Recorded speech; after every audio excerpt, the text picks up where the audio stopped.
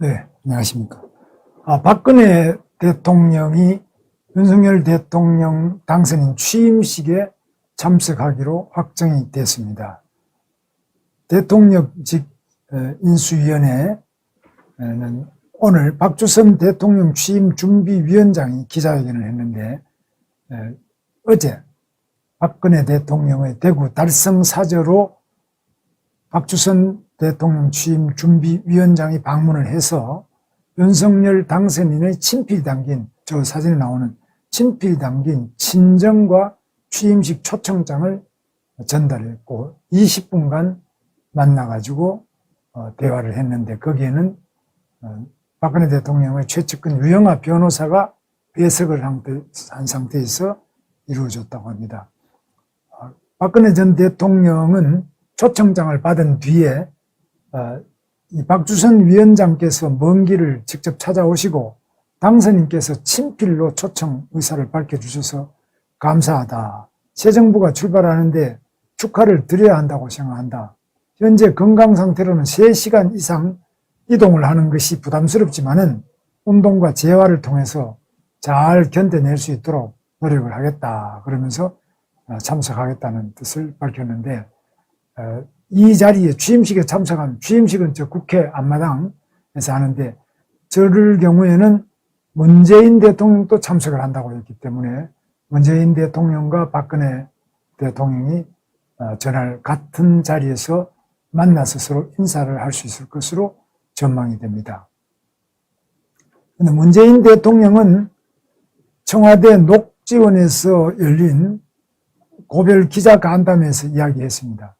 5월 9일 날 오후 6시에 퇴근 시간이 되면 문재인 대통령은 그 업무를 마치는 퇴근 시간에 청와대에서 퇴근을 해서 서울의 어떤 호텔 같은 데서 하룻밤 자고 그 다음날 아침 10시에 열리는 대통령 취임식에 참석하고 난 다음에 KTX 타고 경남 양산 새로 만든 사저로 내려갈 것이다. 양산으로 이동할 것이다. 이렇게 이야기를 했습니다. 그런데 이명박 대통령은 초청을 해야 되지만은 현재 안양교도소에 갇혀 있습니다. 그래서 김윤옥 영부인, 사모님을 초청하는 방안을 지금 검토를 하고 있다. 이렇게 합니다. 그 다음에 노무현 대통령, 노재은 변호사, 노태우 대통령의 아들이죠. 노재은 변호사를 초청을 할 것을 검토하고 있고 또 김영삼 대통령 손자 김영규 실무위원도 검토 대상으로 하고 있다고 합니다. 자, 그리고 지금 또 청와대의 외빈, 외국에서 오신 분들의 만찬을 영빈관을 지금 청와대 영빈관을 국민한테 돌려야 된다 해서 그날부터 전부 다 개방되어 있는 상태에서 영빈관에서 만찬을 하려고 보니까 오후 일찍부터 경호 문제 때문에 경호를 하려면 미리 그 영빈관 주변에 전부 폭발물이나 이런 거를 조사를 하고 그다음으로 사람들 출입을 통제를 해야 되는데 그렇게 할 경우는 청와대 출입 허용한 첫날부터 이게 반쪽짜리 허용이 되기 때문에 이건 좀 문제가 있다. 그래서 영빈관을 청와대 안에 있는 영빈관은 못 쓰고 지금 신라호텔에 있는 신라호텔에 영빈관이 있습니다. 가면 신라호텔을 이용해서 이게 만찬을 해야 되지 않겠냐. 그러면 더불어민주당에서 이거는 초호화판이다. 그리고 또 그 많은 자동차가 몰려와서 차도 막히고 돈도 많이 들지 않느냐 이렇게 하는데 실제로 이 예산 취임식 예산 33억 원은 여야 합의로 정기국회 지난 정기국회에서 되고 대통령이 누가 될지도 모르는 상태였고 윤석열 대통령 당선인이 당선된 다음에 예산을 세운 것도 아니다. 그래서 예산 낭비 말하는 거는 말이 안 되고 실제로 청와대 영빈관에서 하더라도 요리사라든지 음식 재료 같은 걸 전부 옮겨야 되기 때문에 출장비 이런 걸 합쳐서 하면은 실제 예산 차이는 50만 원 정도 추가 비용이 신라호텔에서 하는 게 더 많이 들어간다. 차이가 거의 없다. 그런데 이거를 초호화판이다 한다 이런데 저는 볼 때 청와대 영빈관에서 할 수 있으면 하는 게 좋죠. 왜냐? 호텔에서 밥 먹는 거는 언제든지 자기 돈이 있으면 가서 먹으면 되는데 청와대 영빈관에서 뭐 국수 한 그릇 먹더라도, 내 청와대 영빈관에 가서 국수 한 그릇 먹어봤다. 제가 김영삼 대통령 때 청와대 초청돼서 영빈관에서 국수를 한 그릇 먹었는데, 국수 먹고 나서 배가 고파가지고 밖에 나와서 전부 다 음식점에 다시 가서 뭐 하나 더 먹었습니다만, 그래도 국수 한 그릇을 먹어도, 나 청와대 가서 국수를 한 그릇 먹고 왔다. 이게 상당히 개인적으로는 기분이 좋고 영광이 됩니다. 그런데 신라호 때는 뭐 안만 가서 먹어봐도 자기 돈 자랑하는 것밖에 없지, 그게 뭐 특별한 그런 의미는 없다. 그렇게 봐서 사실 이런 비판이 더불어민주당의 악랄한 정치 선전선동이지만, 그러나 사실 외국에서 오신 손님이나 초청받는 뭐 대사든지 이런 분들도 모두 다, 내가 대한민국 대통령 청와대 영빈관에 가서 뭐 음식이 문제가 아니고 거기서 초청받았다 이건데, 호텔에 초청받아봤자 뭐 그거는 대통령이 초청하더라도 호텔에서 밥 먹었다 그거는 크게 귀한 경험이 될 수가 없습니다. 그래서 이 부분은 사실 집무실을 바깥으로 옮긴다는 것 때문에 문재인도 비판을 많이 하죠. 그 70년 이상 있었던 데를 왜 옮기느냐부터 시작해서 자기도 옮긴다고 하고 못한 건데 거기다가 죄를 뿌리고 있습니다. 그래서 이 더불어민주당과 문재인이 윤석열 대통령 당선인이 청와대를 시민들한테 돌려드리는 것 때문에 일어나는 문제. 첫째, 왜 신라호텔에서 초청 외빈 만찬을 하느냐, 초호화 아니냐, 이런 비판을 또 받게 되고, 또 국방부를 다 쫓아내느냐, 국방부가 뭐 만만한 게 국방부냐, 뭐 이런 이야기. 외교부 장관 공간을 왜 쫓아내느냐, 천천히 하면 안 되느냐, 문재인 이야기가 이런 식으로 고춧가루를 뿌리고 죄를 뿌리고 있는데, 이런 것들이 먹혀들 수 있는 소지가 있는데, 사실과는 어떻든 간에 뭐 그런 비판이 맞든 안 맞든 간에 청와대를 국민들에게 돌려드린다는 것 자체가 상당히 많은 문제점을 야기할 수 있습니다. 그런데 국민들이 이러한 대혼란, 이런 많은 불편함, 또 이 더불어민주당과 문재인 측의 이런 재 뿌리고 고춧가루 뿌리는 이런 것들을 감당할 그런 준비가 돼 있어야 됩니다.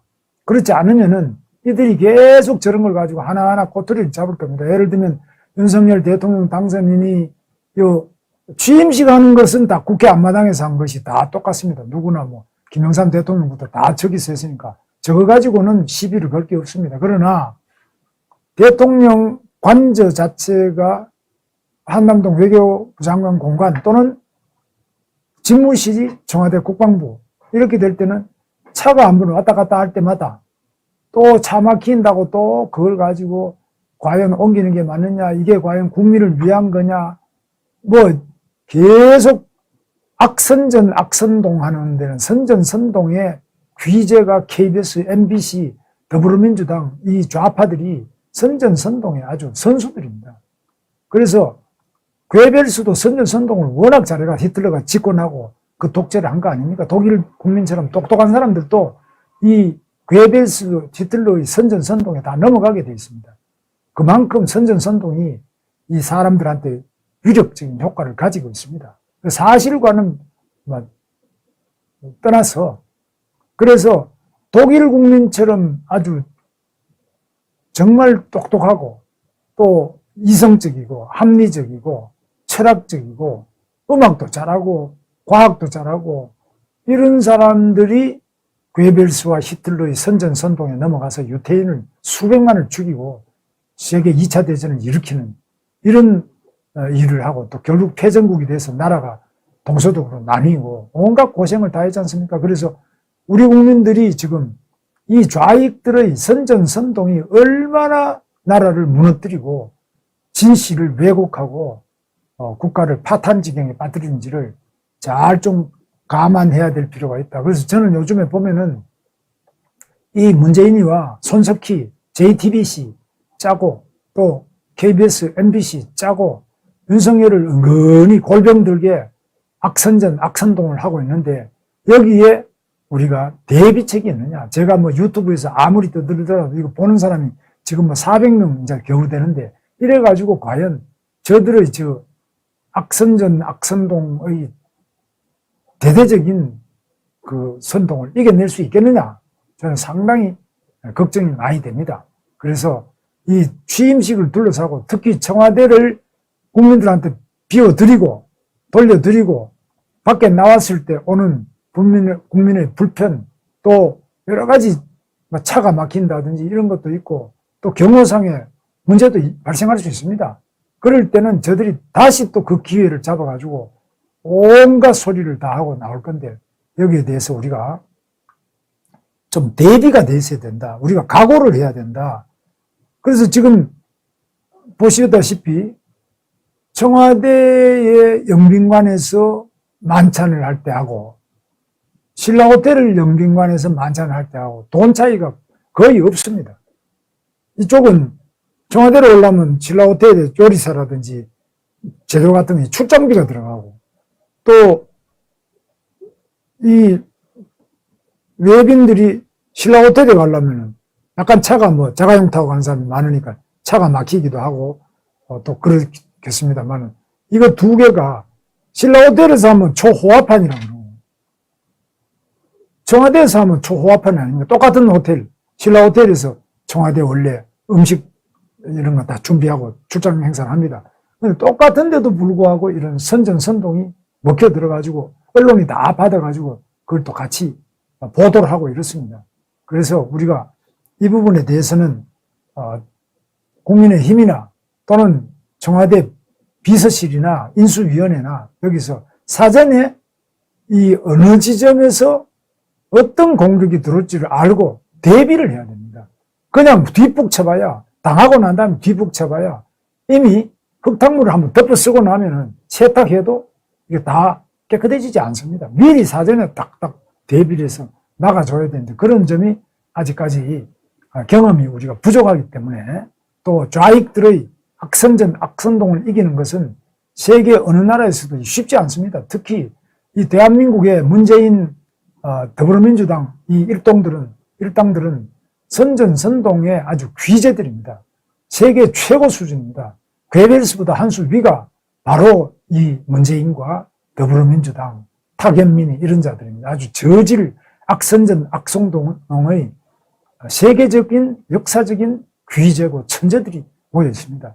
이걸 우리 대비를 해야 됩니다. 안 하면 계속 당하고 지지율이 왜 낮냐, 우리가 당했다, 저놈들이 나쁘다 이야기해도 소용없습니다. 미리 알고 대비를 해야 되는데, 청와대에 들어가는 그 비서실 규모도 지금 문재인이 500명 이상 사람들을 뽑아가지고 부리고 있었는데, 타겟민이 뿐만 아니라 한 500명 아닙니까?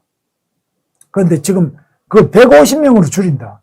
와, 500명의 청와대 비서를 150명으로 줄여가지고 어마어마한 시행착오가 일어날 겁니다. 저는 이게 공무원 줄이는 거 찬성하지만, 이렇게 한꺼번에 500명을 150명으로 줄여가 과연 요압 먹고 어떻게 하든지 한번 할퀴려고 하고 있는 문재인과 더불어민주당 주사파 일당들의 저 공격을 방어할 수 있을까 걱정이 많이 됩니다.